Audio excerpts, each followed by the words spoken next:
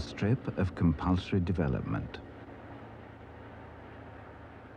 Think back. Not so long ago, this was marsh. Marsh birds and butterflies. Apple orchards. A field of grudging corn. It still exists, you see, in the mind, outside the grip of the authorities.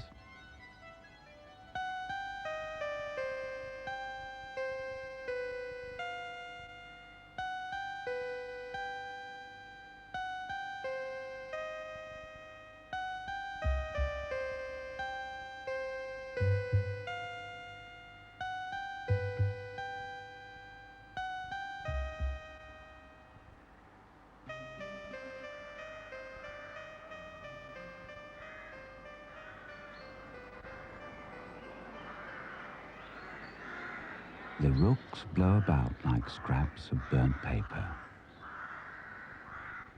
Yew trees. Old pillars. Tea on the lawn, when there were servants to bring it. There were tennis courts in those days.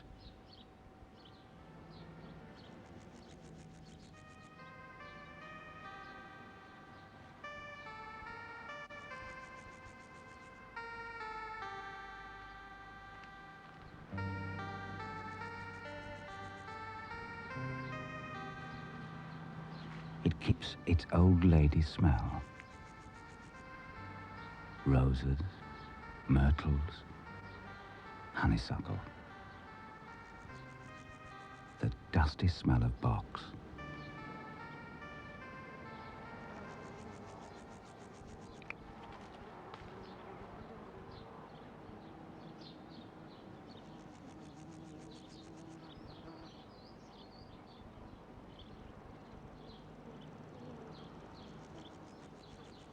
A garden designed for private delight. But ivy and boys have long since climbed the wall.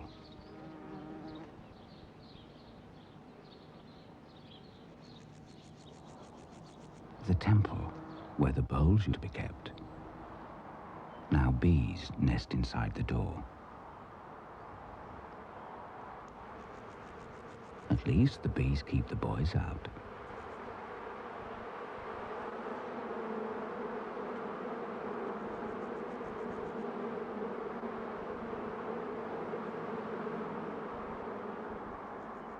They ran races up and down this lawn. Miss Constantine and her brothers. T spells out. Off you go, Reggie.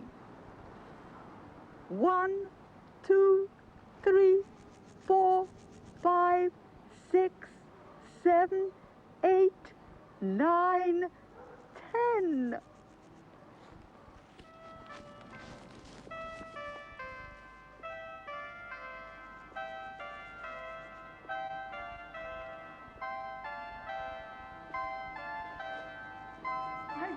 You now. I got you. Oh, Reggie. You silly boy. Miss Constantine, you see, still plays in the potpourri scent of the old garden. Come along, dogs. Come along. Come along, dogs. Dogs, Pilot, Come along. Brownie. Come along, then. Good dog. Come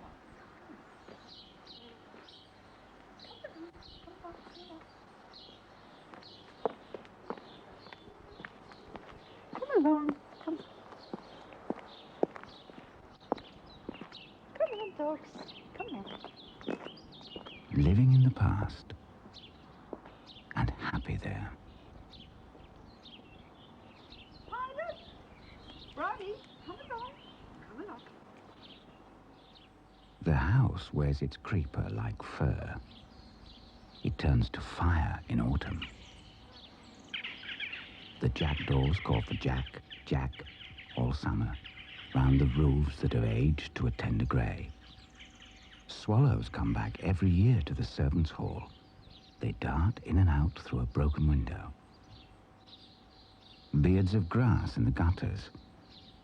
and a blackbird's nest in the Tudor plumbing.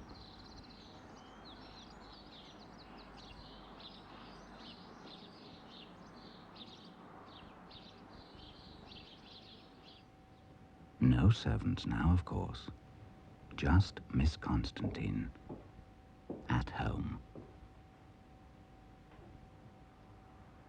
The house has the accumulated darkness of very old things. A darkness of times and people gone forever. But it's home to Miss Constantine. Or it would be, if it wasn't for the young people from the authorities.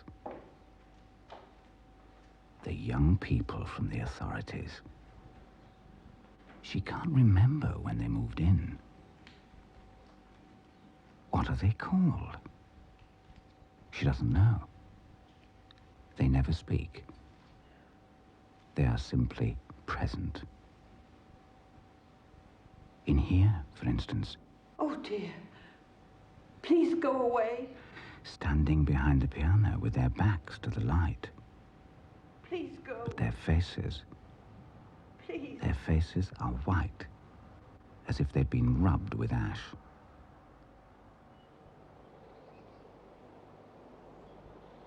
Her use of the house shrinks in winter. She crouches in the rooms she can heat, whose windows aren't broken, and whose ceilings don't leak.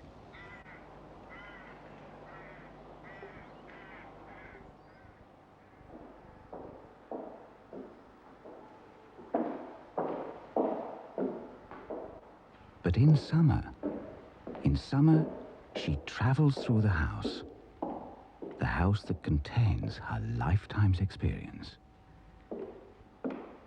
She meanders through the light, the shadowy coolness of the different rooms.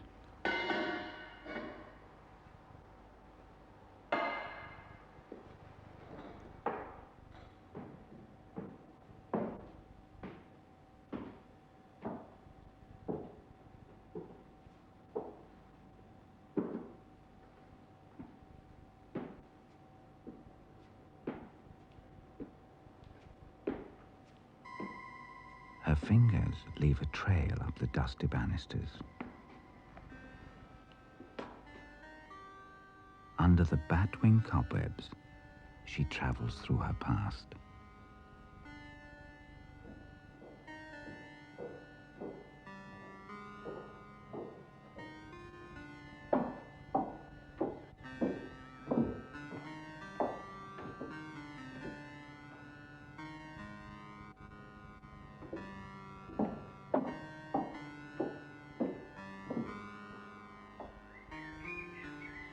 The creeper pressing the window panes is luminous, as if it too was made out of glass.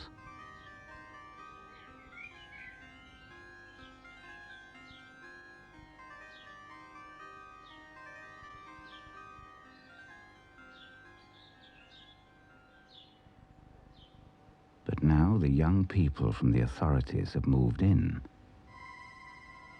They turn up anywhere. I know you're there. I can hear you breathing. Get out of my house. Very well then, I'll shut you in. But how can you communicate when people behave as though you aren't there?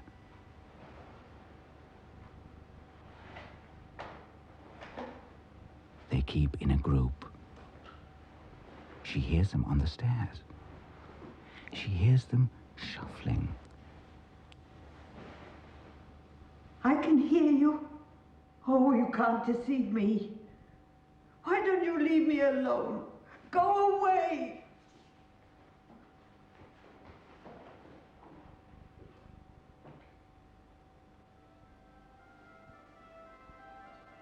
They even get into her bedroom. Sometimes she wakes up in the night and they're standing in a row at the foot of the bed, just looking at her. with their faces pale as moons. Out of my house! She knows what they want, of course. They want to get her out.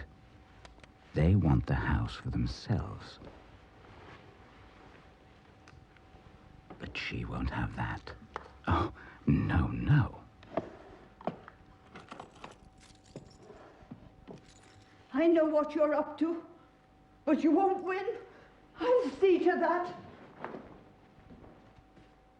Constantines have lived and died here for hundreds of years, and she won't give way no matter what they do. Not even now they've started stealing her things.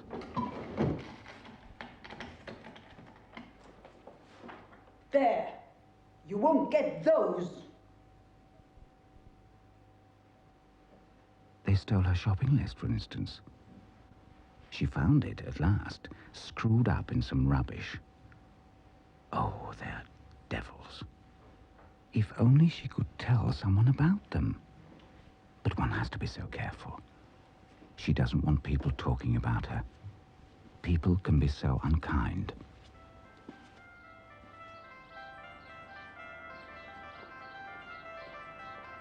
But she'll have to get rid of them somehow. They'll simply have to go before they drive her mad.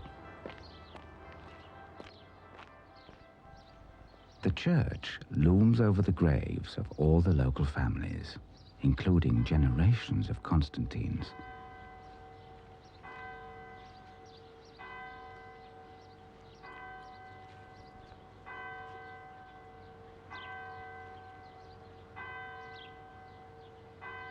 Forget-me-nots for Reggie, daisies and buttercups. He always liked butter, yellow under a little boy's chin.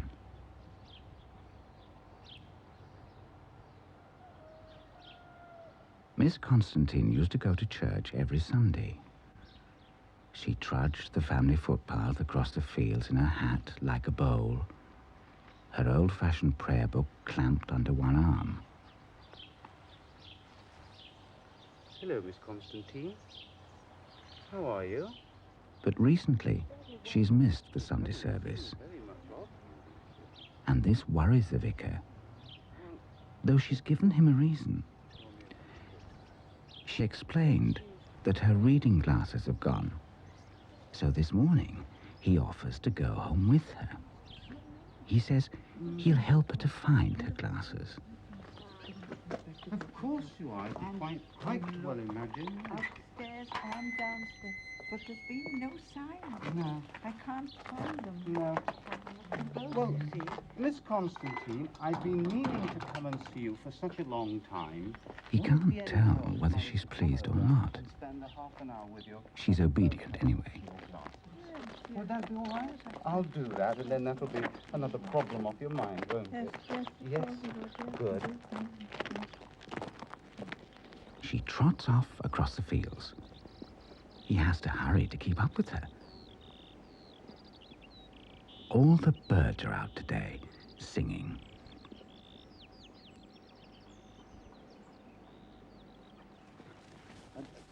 Let me hold that. There we are. Now, careful, Miss Constantine. He can see she's troubled. Let me... She's even more fluttery than usual. Good. There they are. Miss Constantine?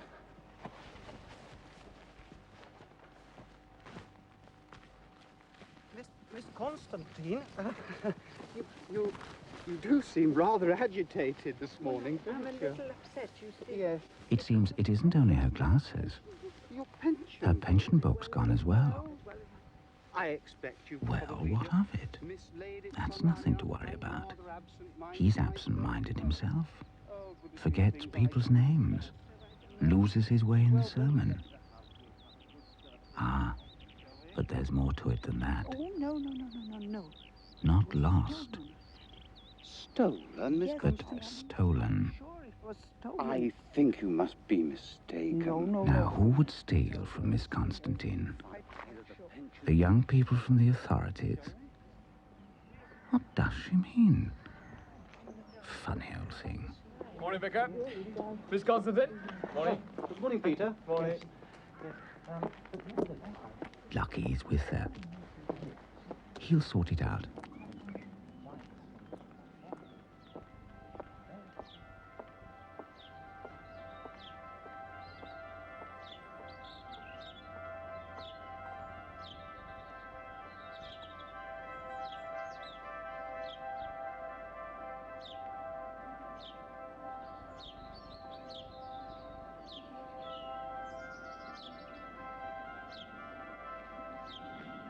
They pick their way down the drive, between the puddle skies.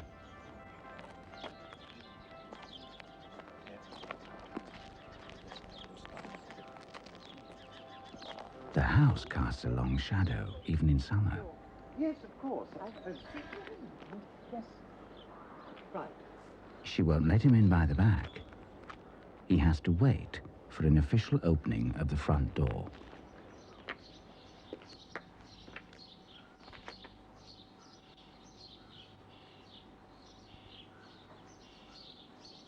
The starlings know which chimneys are never used. Crumbling stone, patched like an old suit. Tudor glass with bars at every window. You'd think they'd keep the thieves out. But where is she?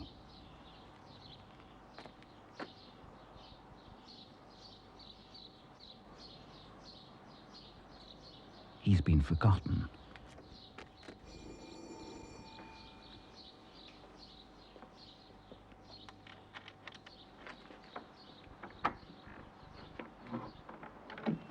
Hello, Miss Constantine.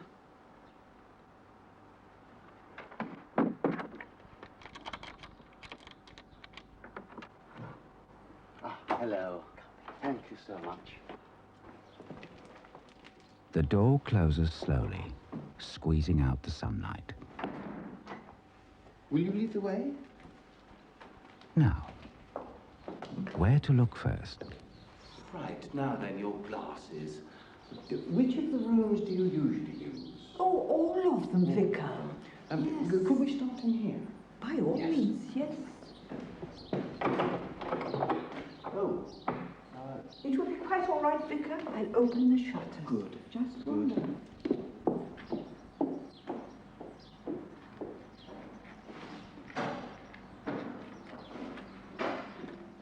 Ah, there you are. It's years since anyone asked this clock the time.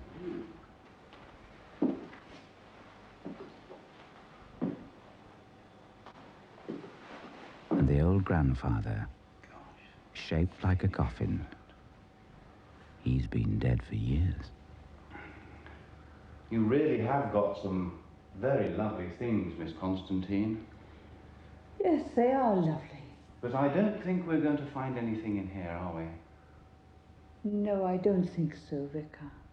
Once upon a time, Miss Constantine galloped the pony. He's waited ever since for the new generation. The children who were never born. What a charming room, Miss Constantine. Yes, it is lovely, Vicar. Truly charming. Yes. And the view as well. Yes, yes, Such a sunny aspect. yes. Absolutely lovely. Now, what have we here? Oh, I don't think there's anything here. No. No. Ah, here's the reading glasses at any rate. Oh, how lovely. Thank you, Vicar. I don't remember putting them there. No, well, we all tend I'm to sure I did. put things down and then lose track of them, don't we? Well, I can't see your pension book anywhere here, so I think we'd better look elsewhere.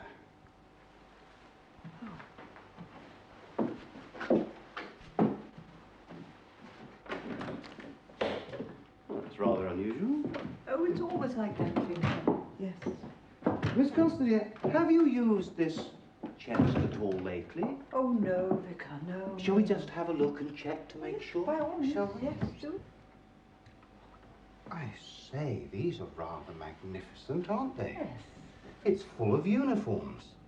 When Reggie tried on the old military uniform, Nanny heard footsteps up and down here all night. Go and try somewhere else, shall we? Very well, Vicar. It was easier for the children when the servants left. Not so many complaints. What's in here, Miss Constantine? Oh, the kitchen. Right. Cook hung on to the last. Now, what's in here? Boiled mutton and macaroni pudding, and the food cold by the time it reached the dining room, where the Constantine family ate their meals under the portraits, making conversation in a congealing silence. Well, they're not there. What's in there? Oh, the drawing room. Mother never felt comfortable in the drawing room. She didn't care for parties. Can you see, Vicar? Yes, fine, thank you, Miss Constantine.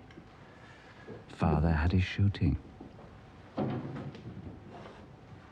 Miss Constantine doesn't like mirrors.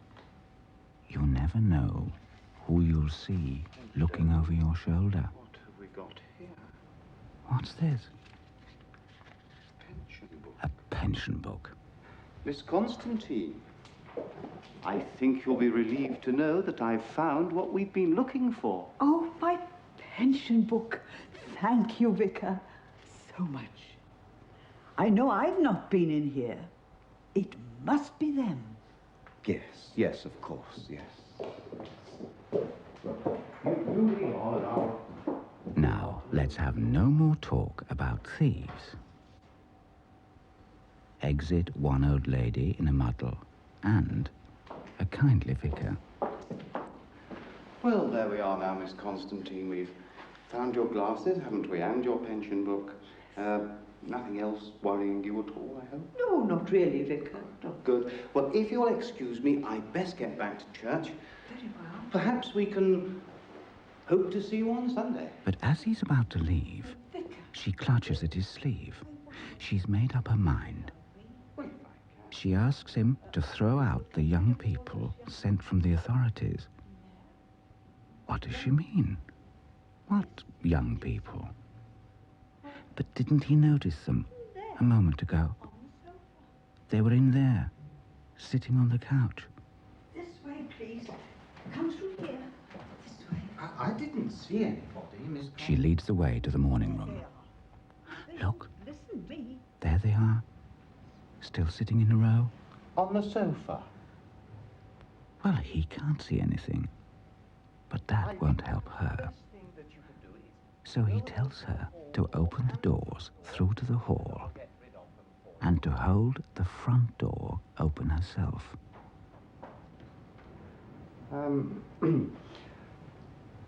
Ladies and gentlemen, I'm afraid that I must now ask you to go because you have caused Miss Constantine some considerable upset, and so therefore I do feel it would be best if you were to leave straight away. If you would please all get up and just go, would you?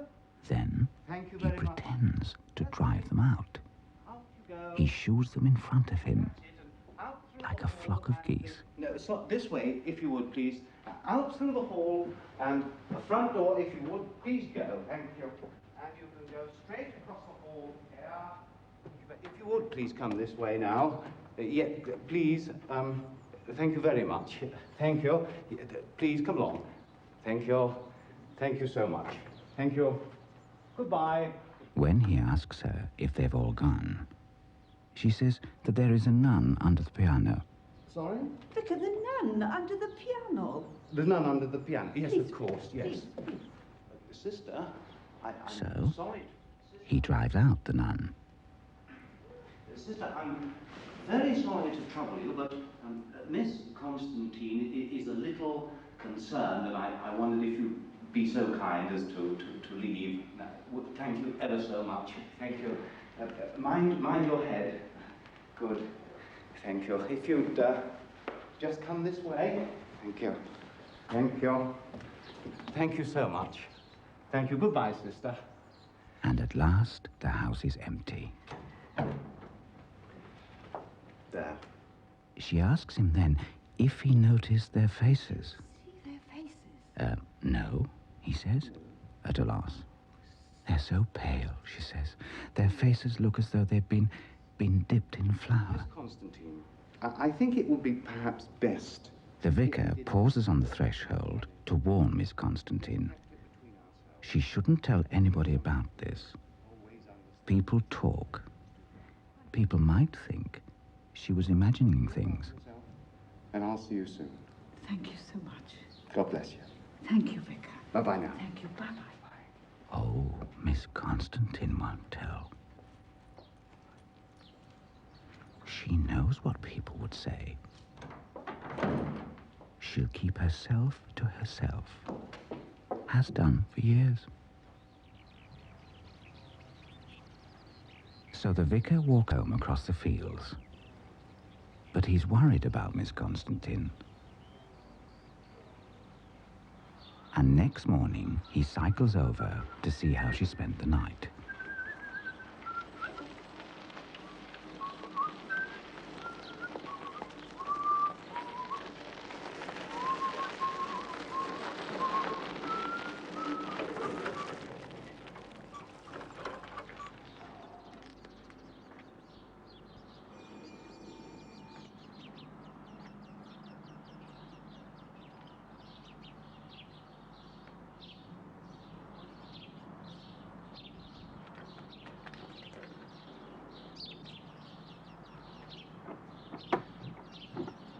Hello, it's me again. He needn't have worried.